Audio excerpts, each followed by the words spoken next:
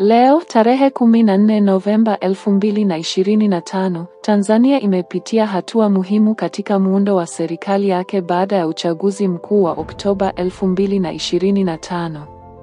Rais wa Jamhuri ya Muungano wa Tanzania, Dr. Samia Suluhu Hassan, amemwapisha Dr. Mwigulu Lameck Nchemba kuwa waziri mkuu wa nchi hiyo, na hivyo kumchukua nafasi kutoka kwa waziri mkuu aliyestaafu, Mheshimiwa Kassim Majaliwa. Tukio hili limefanyika Ikulu ya Chamwino, mjini Dodoma, na limevutia umati wa viongozi wa kisiasa, wabunge na umma kwa ujumla. Hapa nitatoa maelezo ya kina kuhusu tukio hili, ikijumuisha muktadha wake, mchakato, kauli za wakuu na athari zinazotarajiwa, kwa kutumia taarifa kutoka vyanzo mbalimbali.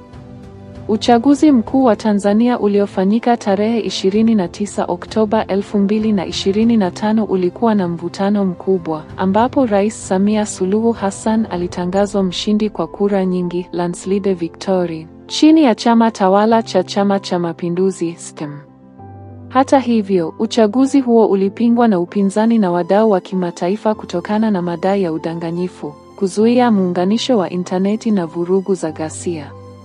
Rais Samia alikuwa ameapishwa rasmi kwa muhula wake wa pili tarehe 3 Novemba 2025 katika hafla iliyokuwa na ulinzi mkali na kutoa nafasi kwa uteuzi wa viongozi wapya katika baraza la mawaziri.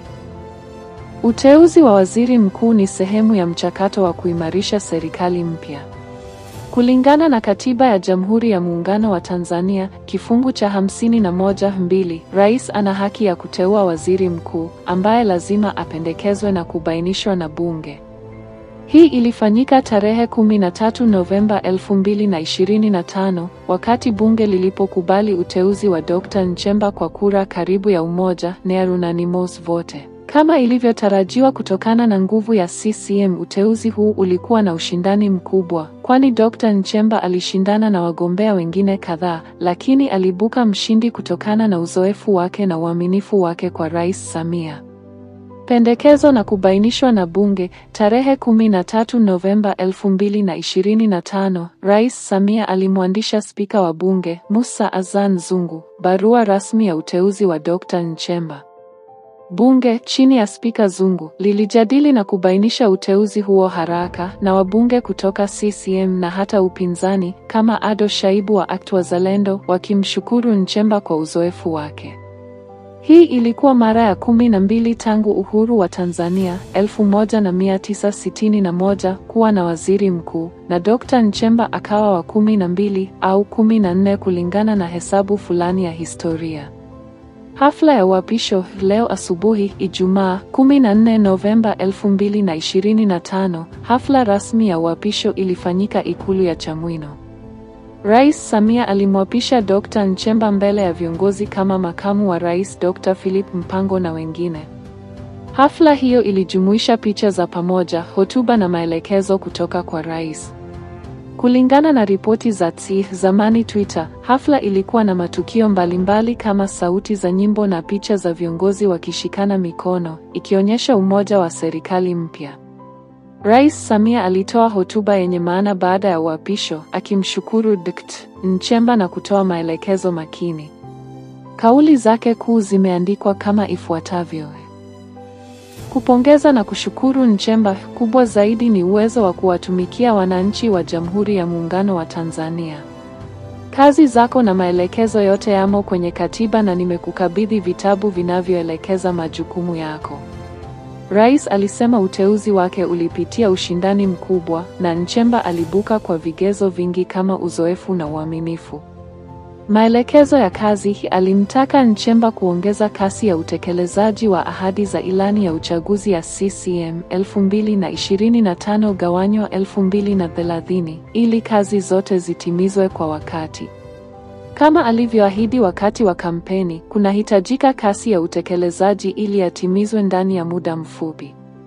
Pia alimkumbusha kuwa utekelezaji unahitaji fedha, na kutumia uzoefu wake kama waziri wa fedha 2021-2025 kusaidia waziri wa fedha mpya. Kushukuru Majaliwa. Rais alimshukuru Mheshimiwa Kassim Majaliwa kwa miaka 10 ya utumishi 2015-2025, ikiwemo miaka 5 chini ya utawala wake. Amekuwa msaidizi mzuri katika kipindi chote. Amefanikisha miradi mbalimbali ya maendeleo katika elimu, afya na mengineyo. Majaliwa alihudhuria hafla na akapigwa picha na viongozi. Dr. Nchemba akijibu aliahidi kufanya kazi kwa uadilifu, uwajibikaji na uzalendo, akisema atahakikisha maendeleo ya Tanzania yanafikia kila kona. Uzoefu na historia ya Dr. Mwigulu Lameck Nchemba.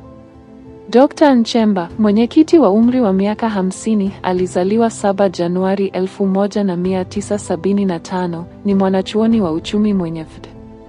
Yeye ni mbunge wa Iramba West tangu 2010 na mwanachama wa CCM. Historia yake ni kama ifuatavyo. Nchemba alikuwa na jukumu katika migogoro kama Tegeta Escrow Scandal 2010, ambapo hakuhusishwa na ufisadi. Uaminifu wake kwa Rais Samia ulionyesha kwa kushikilia nafasi yake wakati wa marekebisho ya baraza. Athari na matokeo yanayotarajiwa. Kwa serikali, uteuzi huu unaimarisha CCM na kuonyesha kuendelea kwa sera za maendeleo chini ya Rais Samia. Nchemba atakuwa na jukumu kuu la kusimamia wizara, kutekeleza ilani ya CCM na kushughulikia masuala ya fedha. Wabunge walimtahadharisha kwa ufikirafiki wake na uwezo wa kuunganisha sekta. Kwa umma na uchumi, Tanzania inatarajia kasi ya miradi katika elimu, afya na miundombinu. Hata hivyo, mvutano wa uchaguzi unaweza kuathiri udhabiti, hasa na madai ya upinzani. Rejea za umma kwenye matangazo yamekuwa chanya na picha na video za hafla zimesambaa haraka, ikionyesha umoja. Hata hivyo, baadhi ya wadau wanauliza kuhusu ushindani na uwazi. Kwa muhtasari, tukio hili ni hatua muhimu ya kuimarisha utawala mpya na linaonyesha dhamira ya Rais Samia kuletea maendeleo Tanzania.